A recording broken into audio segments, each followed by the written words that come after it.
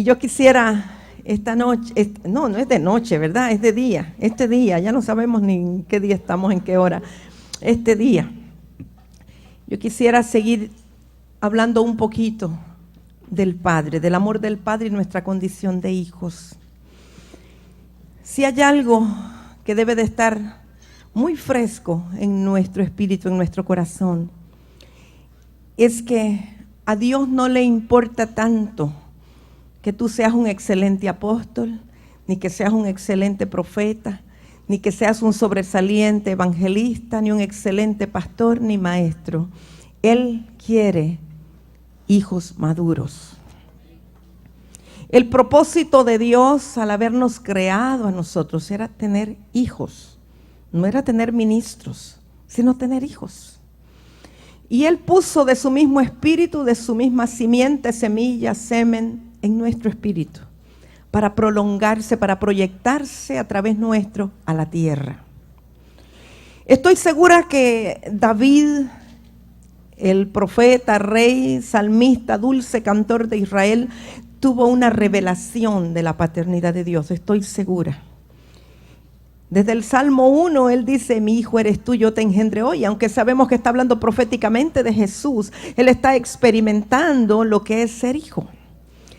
Y nosotros vemos que luego él dice, mi embrión vieron tus ojos y todas aquellas cosas que fueron luego formadas. Él está reconociendo que su padre depositó en su espíritu, de sus genes, de su diseño, y que Dios le vio y le conoció desde antes. Él sabía quién era su padre.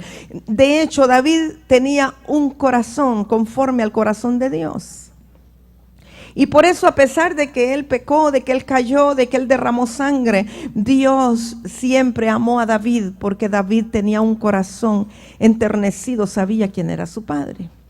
Y nosotros muchas veces cuando venimos a nuestro caminar en el Señor, nos olvidamos o ignoramos que cuando lleguemos a la presencia del Señor, lo primero que vamos a recibir es un abrazo de padre a hijo. Y nos preocupamos mucho por saber cuál es mi llamado, cuál es mi ministerio, cuántas vidas tengo que ganar, cuántas iglesias tengo que fundar, cuántas actividades tengo que hacer. Pero poco nos centramos en el hecho de que Dios lo que quiere son hijos. Y que lo más importante es esa relación de padres a hijos.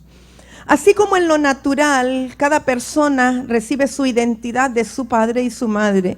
Recibe los genes, el color de los ojos, como lo decía hoy, hablaba el apóstol de la ingeniería genética de una manera tremenda, ¿verdad? Esa es una bomba.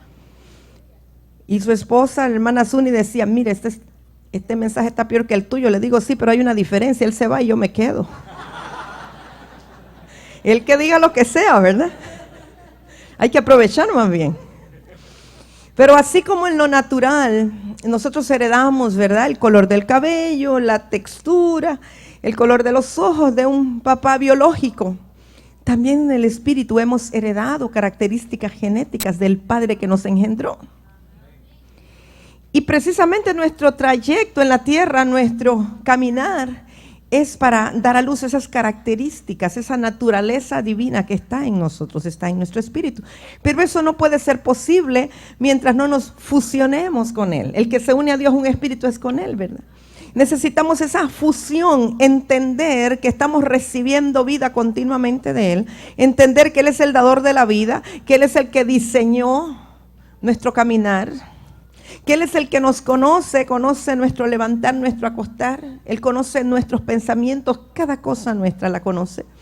Saber que le importamos a Él. No importa si tú tuviste un papá biológico que no conociste nunca, no importa si tu papá biológico era enojado, te maltrató, te abusó, aún sexualmente, o te maltrató, o nunca estaba presente. Lo más importante es que tú sepas que tú tienes un Padre en los cielos que ha bajado para abrazarte, para darte de su amor, de su misma naturaleza, y que Él siempre estuvo allí, que Él nunca fallará. Él es Padre de huérfanos y defensor de viudas. Nosotros cuando venimos al Señor, y hoy día con los métodos de sanidad interior, y yo creo en la sanidad interior, muchas veces hemos He encontrado excusas y justificaciones en la sanidad interior para no seguir caminando a la madurez en el Señor. Y podemos encontrar muchas excusas como, es que mi mamá me maltrató, es que viera cómo era mi papá, es que todas las heridas que yo traigo, sí, eso era antes, pero ahora te has dado cuenta que tienes un Padre que te ama sobre todas las cosas, un Padre cuyo amor es suficiente para sanarte y ya no hay excusa, ya no hay justificación, porque tú tienes tu Padre, tienes al Espíritu Santo, tienes la palabra, tienes todos los recursos para caminar en salud. Entonces, tienes entrada libre. Puedes recibir de Él todo lo bueno y ya no podemos estar poniendo excusas por lo que fue nuestro pasado. O porque mi papá me abandonó, porque el amor de Dios sobrepasa todas esas cosas y está por encima de toda necesidad y de todo dolor y de toda amargura. El amor de Dios como Padre es capaz de eliminar toda dureza, toda amargura, toda necesidad, toda ansiedad, todo lo malo que haya venido. El amor del Padre es capaz de eliminarlo de tu vida, para que ya no tengamos excusa por la cual no caminemos y no andemos en amor y en la naturaleza de Dios. Entonces, cuando venimos al Señor, mi experiencia fue que yo podía ver a Dios como mi esposo, podía verlo como mi amigo, pero me costaba mucho verlo como mi Padre. Y pasaba mucho tiempo y había tanta condenación en mi vida, tanta culpabilidad por el pasado, que me encontraba continuamente pidiéndole perdón por las mismas cosas. Y volvía, y cuando estaba en la presencia de Dios, volvía, perdóname Señor, si yo te hubiera conocido y que mira. Y pasé mucho tiempo en eso y no podía salir. No podía verlo a Él como un Padre amoroso, porque inconscientemente estaba trasladando la imagen que tenía de mi padre biológico a mi Padre divino. Y mi papá había sido muy exigente, él me pedía excelencia en todo, no había sido un padre expresivo. El primer abrazo de mi papá, uno de los pocos, lo recibí cuando me dejó en la universidad a los 16 años de edad. Entonces yo no podía relacionarme con un padre amoroso, con un padre que me acariciara, que fuera tierno. Y por eso de alguna manera siempre estaba buscando aceptación y estaba buscando ser amada. Y le digo esto, aunque parece cosa de gente tierna, pero se lo digo porque por muchos años, aún siendo pastora, aún en el ministerio, esa necesidad, ese vacío de amor me llevó a controlar a las personas de una manera inconsciente. Y muchos pastores hacemos eso. No nos damos cuenta de ese vacío de amor, no nos damos cuenta de esa falta de identidad, lo que hoy llamaríamos marca de orfandad. Hay mucha orfandad en el ministerio cristiano, en la iglesia del Señor, no nos damos cuenta. Entonces nos encontramos con el Señor Jesús, nos encontramos con Dios, nos metemos, nos sumergimos al trabajo ministerial sin dejarnos sanar. Y comenzamos a funcionar porque los dones están ahí, respondemos al llamado de Dios, los dones fluyen, Dios nos usa, está la palabra de ciencia, la palabra de sabiduría, la revelación, todo, imponemos manos, la gente se sana, proclamamos, predicamos la palabra, pero como no ha habido ese amor de Padre en nuestro corazón, seguimos siendo huérfanos y entonces la amargura brota y la necesidad de reconocimiento. Una persona que no ha tenido una relación sana con Dios como Padre no tiene una identidad, no sabe realmente quién es. Es como un hijo que la mamá le dice, mira, yo no sé quién fue tu papá. Y yo te reconocí allí en el registro civil porque la verdad es que no sé ni quién es tu papá y quizás nunca le conoció. Ese hijo nunca se podrá identificar con un padre al cual no conoce. Y muchas veces nos pasa eso. No hemos conocido plenamente al Padre. No podemos identificarnos con ese Padre bueno y amoroso y entonces reaccionamos nosotros conforme a una naturaleza distorsionada, una identidad no bien establecida y hay un deseo, una necesidad de ser reconocidos, aunque no lo queramos aceptar. Y entonces esa necesidad de reconocimiento se puede manifestar de muchas formas. Una forma de manifestarse esa necesidad de reconocimiento es hacernos necesarios a las ovejas. Es decir, que la oveja dependa de mí para todo. Pastor, ¿puedo ir a la playa? O pastora, fíjese que quiero ir a Tegucigalpa, ¿me da permiso? pastora, fíjese que me están ofreciendo un trabajo, ore por mí, ¿cree que me conviene? Dígame, ¿lo acepto o no lo acepto? Y entonces eso de alguna manera a nosotros le va gustando a nuestro ego, a nuestra alma, porque eso nos hace sentir importantes. Nos da un cierto estatus y es como que nos están reconociendo como su autoridad. Y de una forma inconsciente vamos estableciendo una dependencia. La gente depende de nosotros. Y cuando venimos a darnos cuenta, hemos estado usurpando el lugar que solo el Señor debe de tener en la vida de las ovejas. Porque como pastores lo que nos corresponde, la palabra apacentar quiere decir dirigirle hacia los verdes pastos y a los manaderos de agua. Pero apacentar no quiere decir abrirle la boca a la oveja y meterle con una jeringa el pasto, ¿verdad? Como un bolo alimenticio. Sino que es decisión de la oveja, el comer o el no comer. Nosotros le mostramos dónde están los verdes pastos. Espero que les mostremos los verdes pastos. Algunos mostrarán pastos secos, pero y donde hay mucha agua. Espero que no los llevemos al desierto.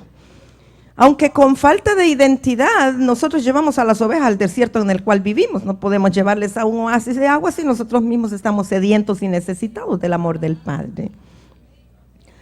Pero llega a entablarse una dependencia simbiótica, vamos a decir, y de alguna forma impedimos que el pueblo de Dios que viene para ser pastoreado, dirigido, guiado, no crece, no madura, porque le impedimos que entre en la estrecha e íntima relación con su Padre, porque nosotros estamos tomando un lugar que no nos corresponde.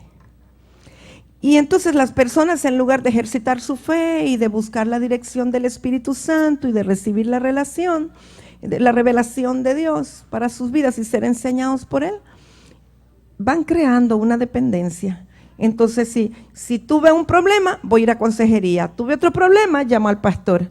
Yo no sé a cuántos pastores aquí los llaman a la 1 de la mañana, 3 de la mañana, 5 de la mañana y salen corriendo a resolver el problema. Esa es esclavitud. Conocí un pastor que una ovejita le llamó una vez a la 1 de la mañana porque se le fundió la licuadora y no podía licuar los frijoles. Y quería que el pastor le dijera cómo hacer para licuar los frijoles a esa hora de la madrugada. Entonces, ¿cuán importante es para nosotros, ministros del Señor, siervos de Dios, que podamos abrir nuestro corazón para que el Padre nos revele su paternidad, que nos imparta su paternidad y nosotros sepamos que lo más importante es ser hijos que produzcan contentamiento al Padre? Muchas veces nosotros hacemos nuestros planes, nuestros proyectos y luego le decimos al Señor que nos los apruebe. El que el Señor apruebe los planes no quiere decir que está muy contento. Nosotros tenemos que buscar el corazón de Dios para saber qué es lo que produce su contentamiento. Si nosotros vemos a través de las Escrituras, Jesús tuvo que probar obediencia. Cuando él cumplió 30 años, se hizo la ceremonia de adopción que los israelitas suelen hacer cuando un hijo ya es maduro y tiene la edad para administrar la herencia. Nos lo hablaba el apóstol esta mañana en relación al hijo pródigo. Pero Jesús precisamente fue bautizado en el Jordán a los 30 años. Esa fue su ceremonia de adopción. Porque en la ceremonia de adopción, el israelita es escudriñado por sus padres y los rabinos y las personas en autoridad.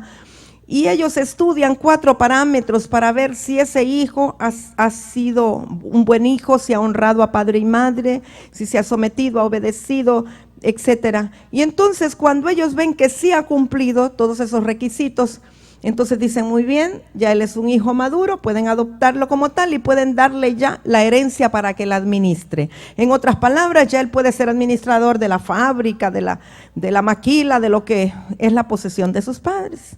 Entonces a Jesús a los 30 años le hicieron la ceremonia de adopción en el río Jordán.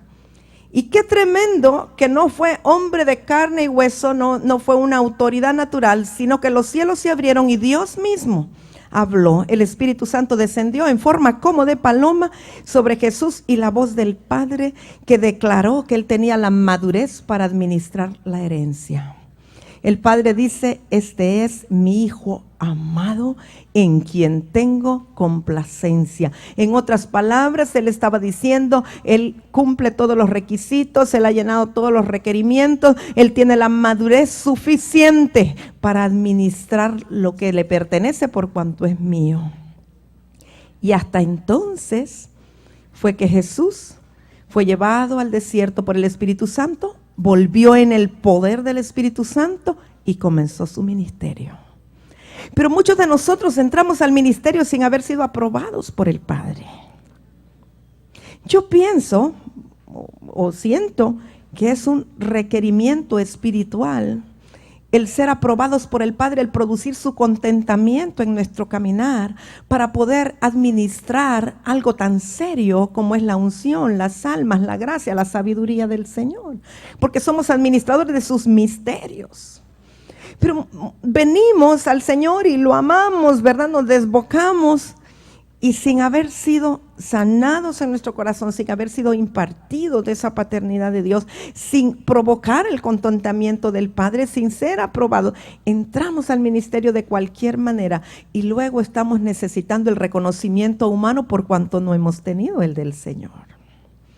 Y yo creo que este es un tema que parece sencillo, pero que nos atañe a muchos de nosotros. El Señor ha sido tan bueno que su presencia ha estado para ministrarnos en esa área.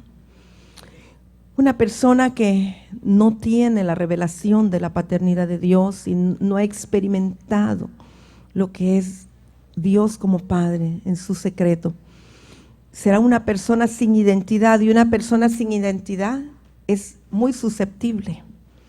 Una persona sin identidad se molesta por todo. Si usted la llama, se molesta, y si no la llama, también. Si la toma en cuenta, se molesta, y si no la toma en cuenta, también. Una persona susceptible es muy difícil de trabajar con ella. Uno siempre tiene que andar como con pinzas, ¿verdad? Moviendo para que no se incomode, no se moleste. Pero la susceptibilidad es un problema de identidad. Una persona sin identidad, porque no ha recibido esa revelación del amor del Padre, es una persona con temor al rechazo. Es una persona con heridas, con marcas de rechazo. Y la persona con heridas de rechazo cree que todo lo que hace está mal. No ha terminado de hacer algo y ya está pensando que está mal y que no le va a gustar a nadie. Porque se rechaza tanto a sí mismo que cree que no es capaz de hacer nada bueno. Una persona que no sabe quién es su Padre y quién es Él, que es un Hijo amado en el cual Dios tiene contentamiento, será una persona muy indecisa, que no se atreve a hacer algo porque lo duda, lo piensa y total no hace las cosas que quizás debería de hacer. Puede ser una persona con una doble personalidad, con altibajos, que un día está, olvídese, elevadísima. Y luego al día siguiente está con depresión. Y muchos, fíjese que hay muchos casos de pastores, ministros, que yo me asombré, pero que visitan al psiquiatra, porque entran en etapas de depresión. Y esas etapas de depresión o de estrés, hay muchos pastores visitando al psicólogo, al psiquiatra por estrés, por carga ministerial. Y es que cuando no tenemos la revelación de que Él es nuestro Padre y somos sus hijos y que todo lo hacemos por gozo, por amor y por contentamiento y no por obligación ni por deber, cuando eso no está presente, vamos a entrar en estrés, vamos a entrar en ansiedad, vamos a entrar en agonía, vamos a tener carga, nos vamos a enfermar, porque no está la vida del Espíritu fluyendo, sino que el ministerio llega a ser una pesada carga. Llega a constituirse en un agobio en lugar de ser una bendición. Y muchas de esas cosas que la gente visita al psicólogo o al psiquiatra para ser libre de ellos, el Padre en su secreto las puede sanar en un instante. Necesitamos abrir nuestro corazón y permitirle al Padre que meta su mano y que saque aún las cosas que no nos gustaría que sacara. Permitámosle que entre allí a lo más recóndito, a lo más escondido, a lo más oculto, ahí donde están las cosas que a veces están escondidas aún de nosotros mismos. Lo que no nos gustaría que los demás supieran. Permitámosle a Él que entre allí y que elige y que afine el oro, que afine la plata, que haga su trabajo.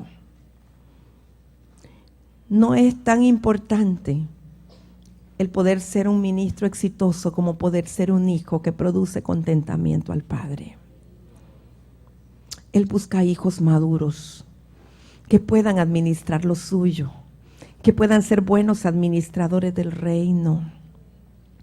El capítulo 8 de la carta a los Romanos, el apóstol Pablo le habla a los romanos de los hijos de Dios. Y es una revelación bien tremenda. Está hablando de la intercesión, está hablando de los hijos maduros, está hablando de la manifestación gloriosa de los hijos de Dios. Y dice el apóstol Pablo que aún la creación fue sometida a vanidad, fue sujetada a vanidad. Y que aún la creación gime. ¿Cuántos saben que la creación gime? Gime, aún la creación gime.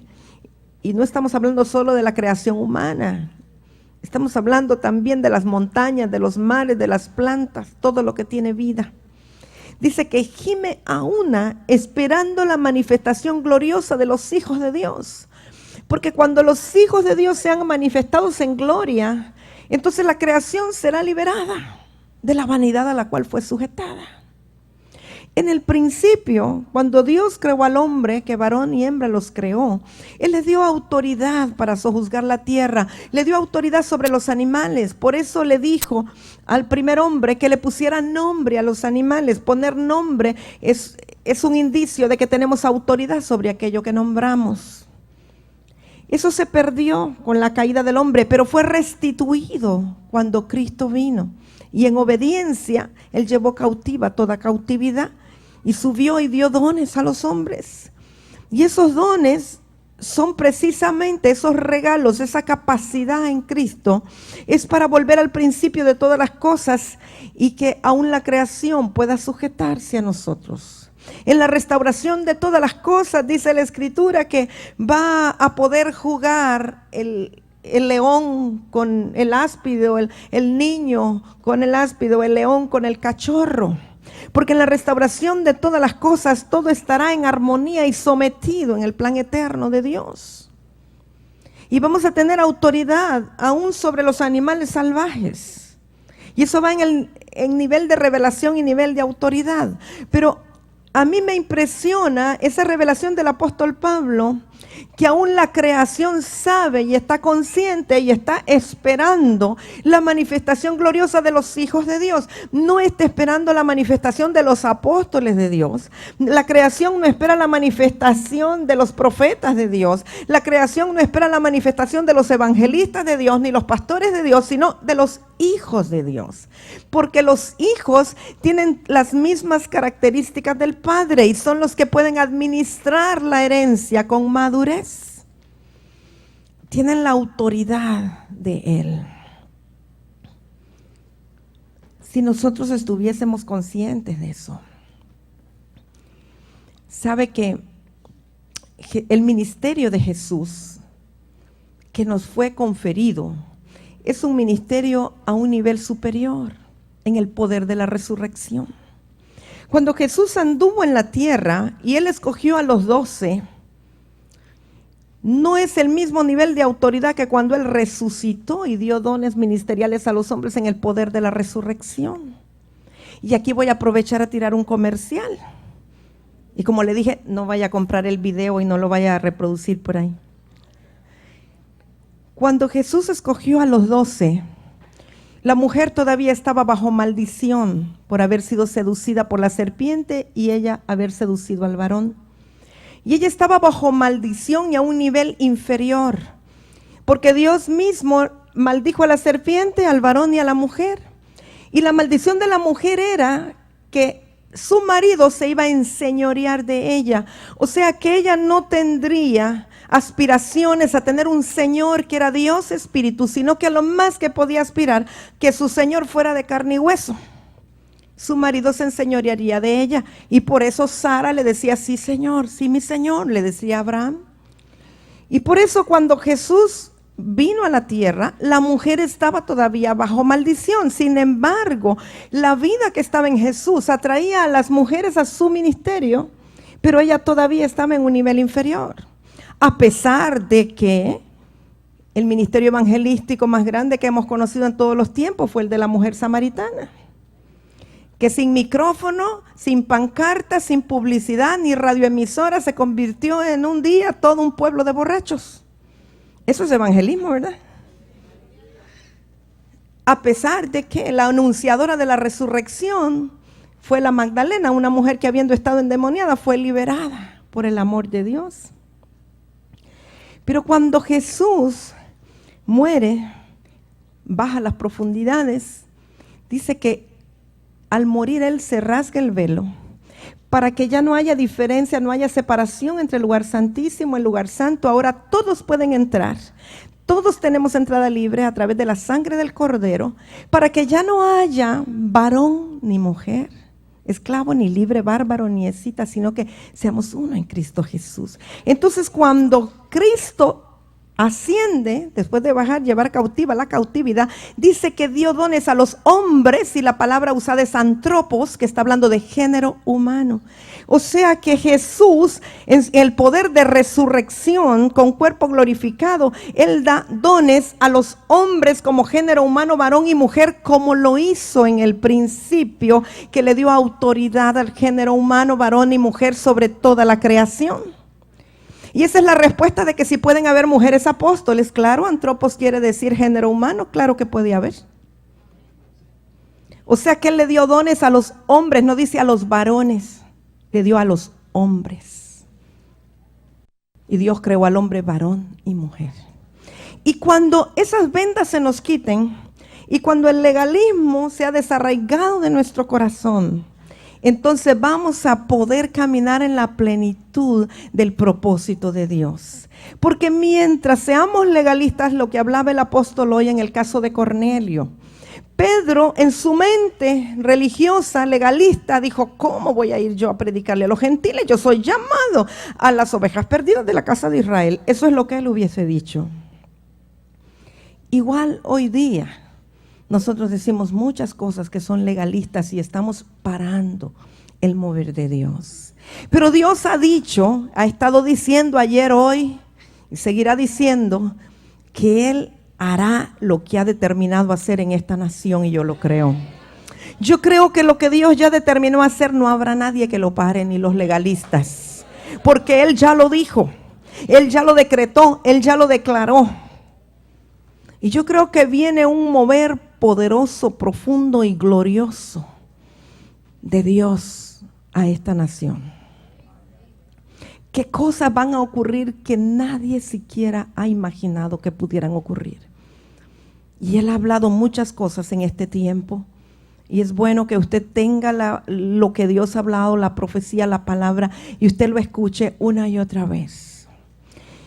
El ministerio profético, la unción profética, no tiene que ver con adivinación, no tiene que ver con predecir el futuro.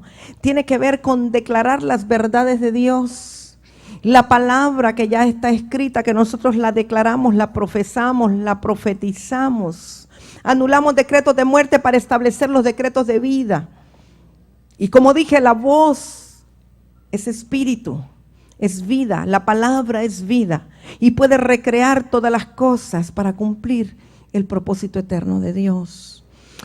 Y desde que los profetas estuvieron con nosotros, que tuvimos un tiempo de compartir, a mí me llamó poderosamente la atención algo.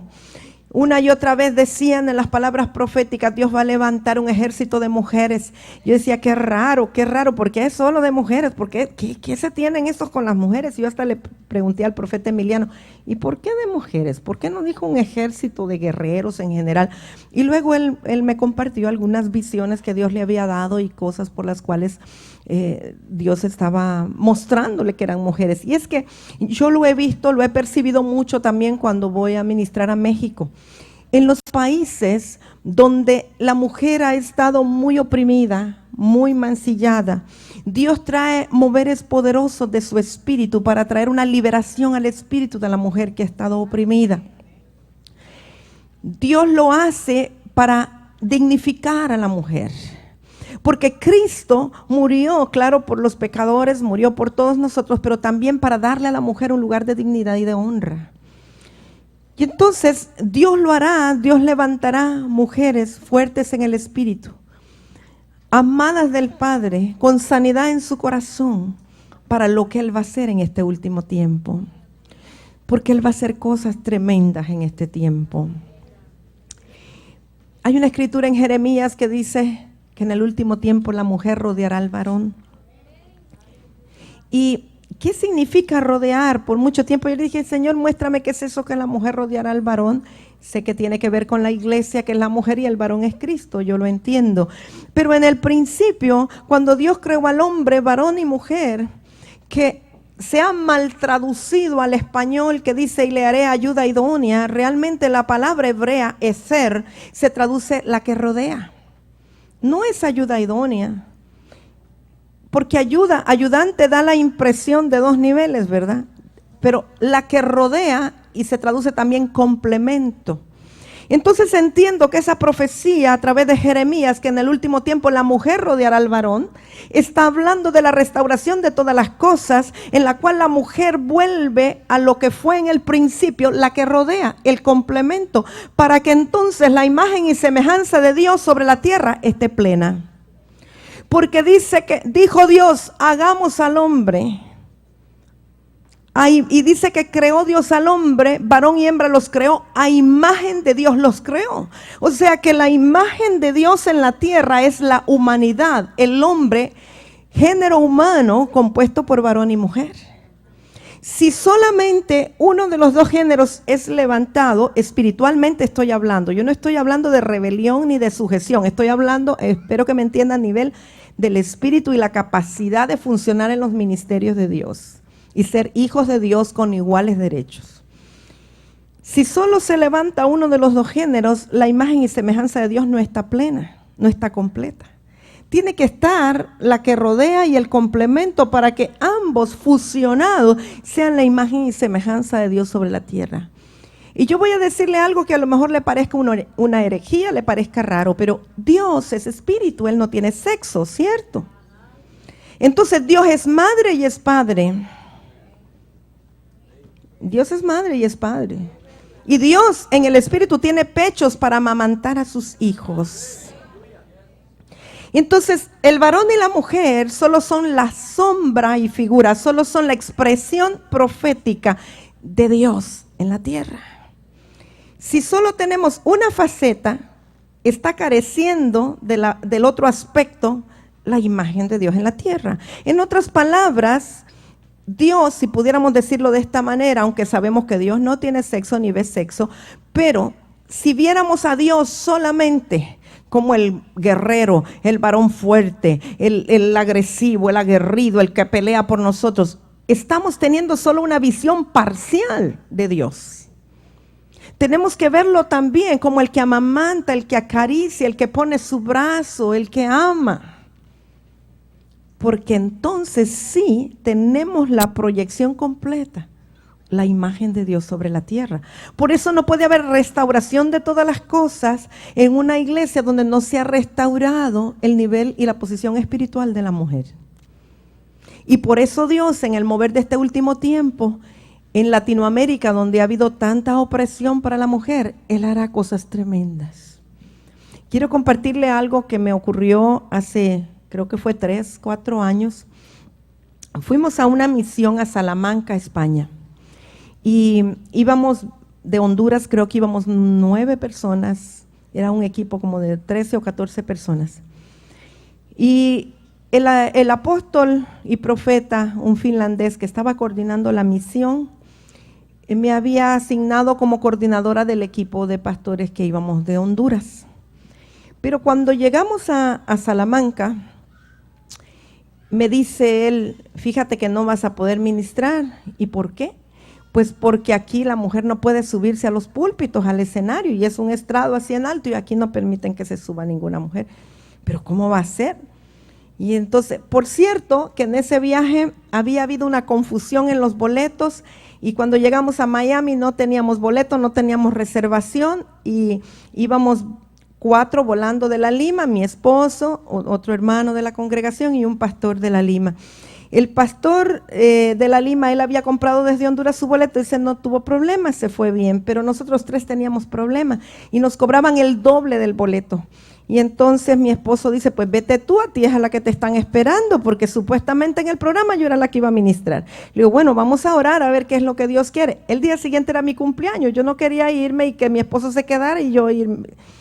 Bueno, pero oramos y me dice, no, yo creo que la decisión es que te vayas tú, y aunque paguemos el doble, pero tú tienes un compromiso, y nosotros llegamos 2 días después en que la tarifa ya bajaba a la mitad, eran muchos dólares. Está bien, entonces me fui viendo pues que era lo mejor para la mayordomía del reino, pues está bien.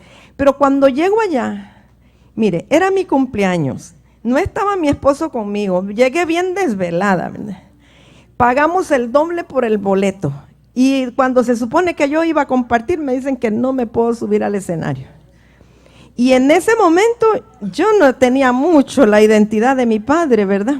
Y entonces no estaba nada feliz con lo que me dijeron, porque imagínense, una persona no muy sanada, yo iba invirtiendo, pagando nosotros todo hasta allá, porque iba a ir a ministrar en Salamanca, España. Eso era, se imagina, una estrellita más para el... Y entonces llego y me dicen que no. Para colmo, cuando llegamos, estamos estacionando el carro, y afuera del teatro o del centro de cultura donde iba a ser la administración, estaban unos hombres fumando, y nos ven, apagan el cigarrillo.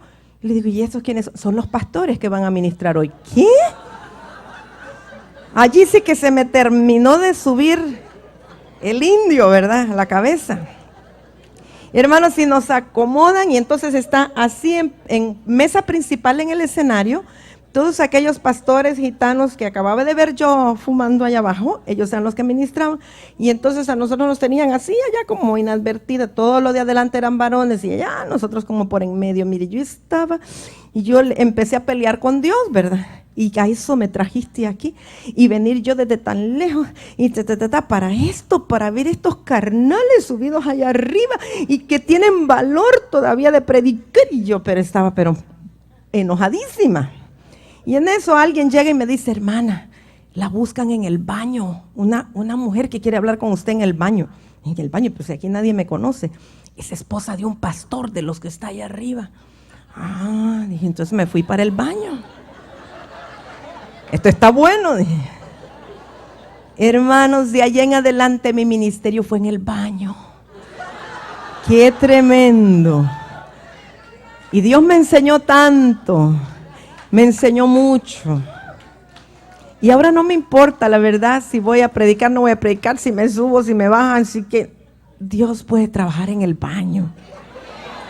Créanme que Dios trabaja en el baño, ¿verdad, Jonita? Que Dios trabaja en el baño.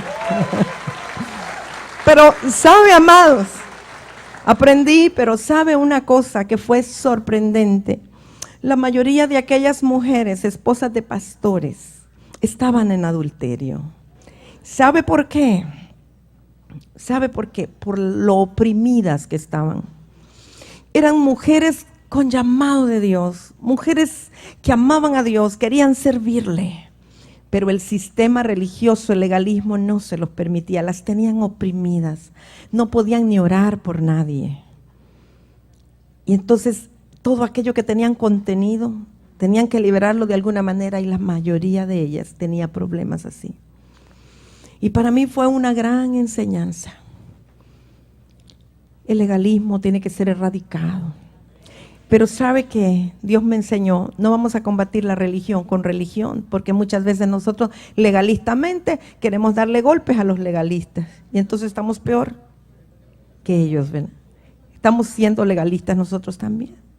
Pero cuando el amor del Padre, el amor de Dios nos llena, nos inunda, nos rodea, nos penetra, ya todo pierde importancia.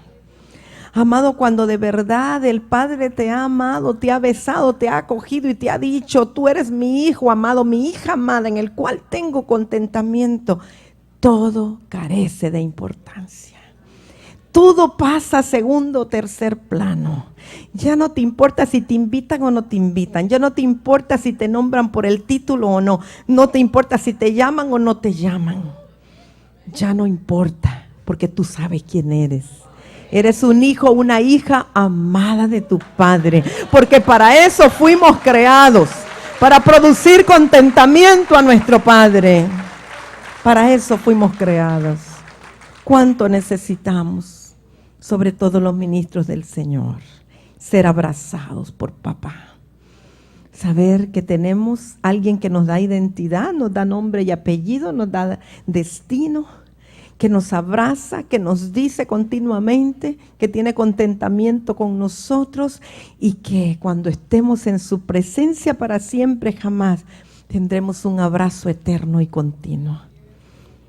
Qué bueno es saber que somos amados del Padre. Qué bueno. Es tan reconfortante, es tan saludable, es tan hermoso. Mucha gente se desespera, no quiere esperar el proceso que Dios tiene con sus vidas. Y como el hijo pródigo del cual hablábamos esta mañana, lo que les interesa es levantar un nombre y levantar un ministerio. Y así como se levanta, así se puede bajar. Pero cuando tú esperas a que Dios te procese, Dios te trabaje, Dios te trate y que sea Él guiándote, Él dirigiéndote y que sea a su favor, puedes tener la seguridad que lo que Él hace, no habrá hombre que lo pueda deshacer. Lo que Él hace es eterno, lo que Él hace es duradero, lo que Él hace es para siempre. Y yo quiero decirte algo de lo que he aprendido. Lo que Dios hace eterno, casi nunca es con el aplauso de los hombres. Casi nunca es con el aplauso de los hombres. Más bien todo lo contrario.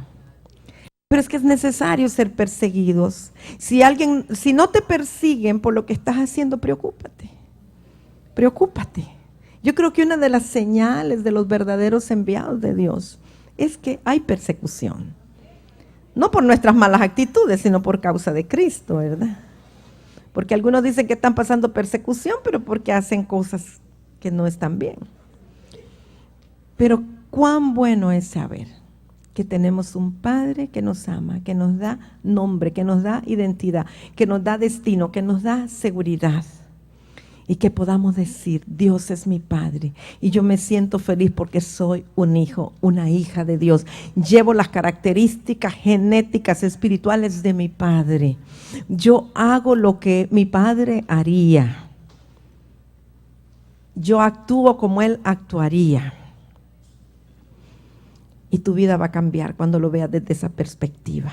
Se te va a bajar la ansiedad, se te va a bajar la presión de que yo debo de tener tantas ovejas porque si no ya no soy pastor, solo es un grupo de crecimiento, solo es un campo blanco. Se te va a bajar toda esa presión.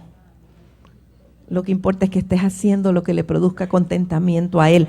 Y si lo que Dios te pone a hacer es en secreto y no tiene nada que ver con la gente, no te preocupes. Nuestro llamado es primeramente ministrarle a Él. Primeramente servirle a Él, estar en su presencia y servirle a Él. Todo lo demás es añadido si tenemos su gracia y su favor, pero Él es lo más importante. Él es lo más importante. Alábele a Él, levante sus manos y dígale a Él, tú eres lo más importante. Lo que quiero es agradarte a ti. Lo que quiero es producirte contentamiento. Lo que quiero es que tú estés feliz con lo que yo hago. Lo que quiero es que tú te sientas bien de tenerme a mí como hija, como hijo. Lo que me importa es producirte deleite, producirte gozo. Oh sí, porque el gozo del Señor es mi fortaleza. Yo creo que no hemos entendido eso. El gozo que le produzco a mi Señor es lo que me da fuerza. Esa es mi fortaleza. El gozo que tiene mi Señor conmigo. Esa es mi fortaleza. Esa es mi fuerza. Oh, sí, Él es bueno, Él es hermoso, Él es precioso. Y qué lindo saber que somos una perla en la corona de Papá.